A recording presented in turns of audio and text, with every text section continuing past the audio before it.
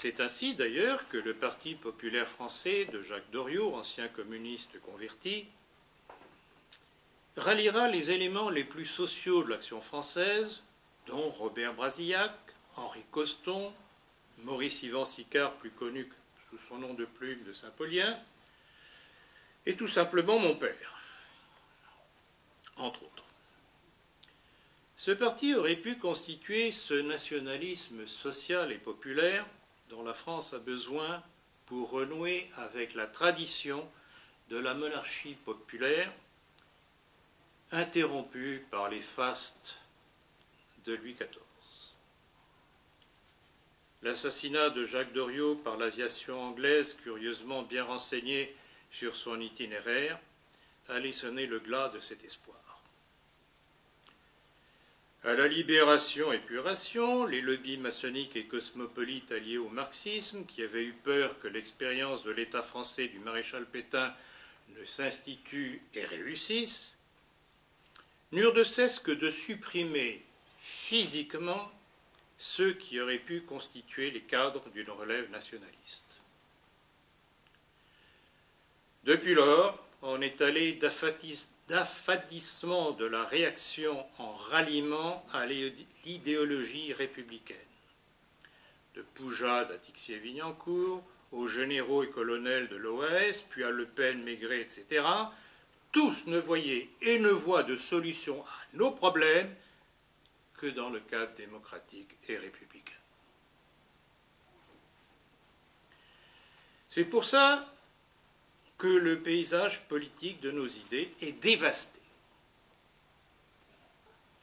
Je voudrais rappeler cette phrase prononcée par Le Pen à hier, le 25 mai 2007, vantant, je cite, la dimension exceptionnelle et le charme indéniable de Nicolas Sarkozy.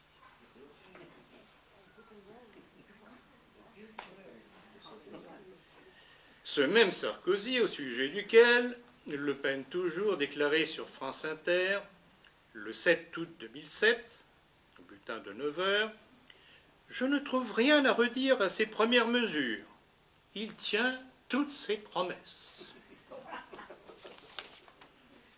Effectivement, il a raison. Sarkozy a tenu ses promesses. En effaçant à la veille des présidentielles le lourd redressement fiscal que Le Pen aurait dû payer du fait de ses fausses déclarations sur sa fortune. Aujourd'hui, devant la débandade du Front National, Le Pen essaye de récupérer ses troupes en reprenant les mots d'ordre qui avaient fait son succès. Mais comment faire crédit à un homme qui dit tout et le contraire de tout? Et je voudrais vous rappeler encore ce texte de lui, à Argenteuil, le 6 avril 2007, devant les émigrés. Il n'y a pas de beurritude, avait-il affirmé. Vous n'êtes ni des potes, ni des blacks, ni des beurs. Vous êtes des citoyens français, des enfants légitimes de la France, faisant partie de notre République. Vous devez contribuer au redressement de la République française.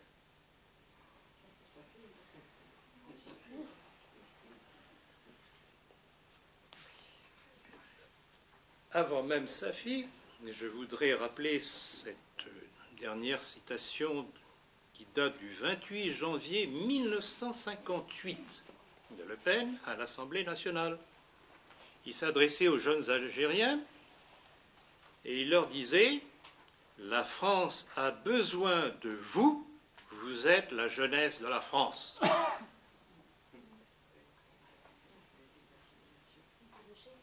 C'est accepter le droit du sol, qui était imposé d'ailleurs par la maçonnerie en 1987. Vous savez que depuis 1987, ce qui prime au point de vue nationalité française, c'est plus le droit du sang, c'est le droit du sol. Donc il suffit que vous naissiez sur le territoire français, vous êtes français automatiquement, que vous le vouliez ou non. Ce qui explique d'ailleurs les cas de double nationalité, avec tous les problèmes que cela engendre. Donc maintenant, la nationalité n'est plus une question de naissance, du fait du sang, ni même du fait qui serait raisonnable, et qui s'est d'ailleurs toujours fait, que la nationalité française soit accordée à l'impétrant en fonction des mérites et des services rendus au pays. Il y a donc dans cette volonté de supprimer le droit du sang en faveur du droit du sol une volonté d'invasion de notre pays, et à terme, si nous ne réagissons pas, nous ne serons même plus maîtres de nos urnes lors des votes. Ça, vous devez en être conscient et le faire comprendre autour de vous. Et voilà où nous mène la politique de Sarkozy et de ceux qui l'ont précédé.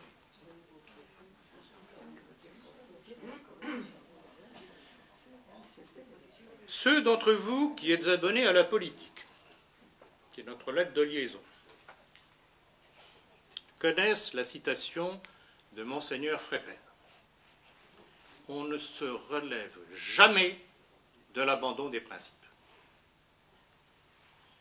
Aujourd'hui, la déliquescence de la mouvance nationale et de sa presse en est la parfaite démonstration.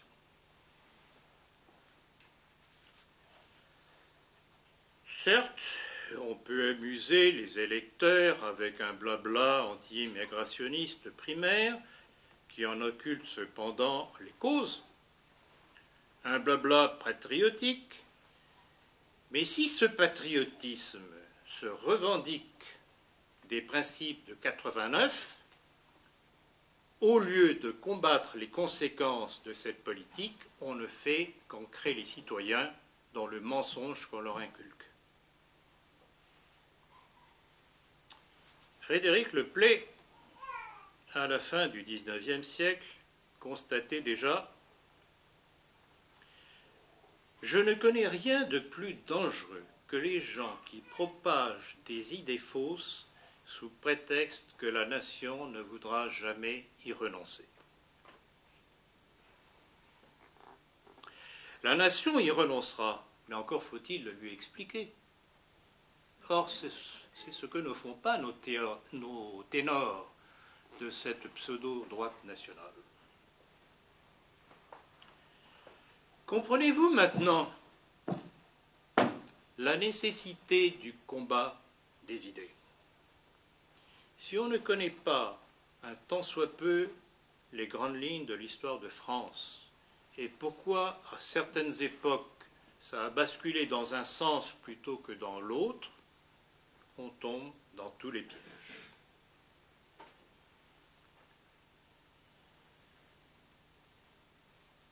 Je voudrais vous rappeler ce texte de la haute vente des Carbonari. Carbonari, c'est la maçonnerie italienne de Garibaldi et de Mazzini, dont vous avez des artères qui portent glorieusement leur nom ici, et pas seulement à Nice. Voilà ce qu'il disait. Nous avons besoin de créer une opinion qui amènera l'autorité légitime à agir selon nos vues, ne serait-ce que dans 20 ans, dans 30 ans, dans 50 ans même. Nous avons là, en 2 lignes, tout le combat de la maçonnerie à la conquête de l'Église, d'où sortira le modernisme, avec toutes ses répercussions, bien entendu, sur la société et la politique.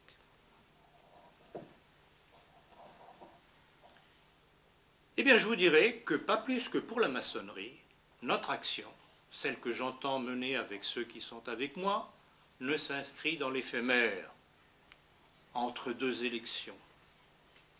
Nous travaillons dans le temps pour reformer des esprits.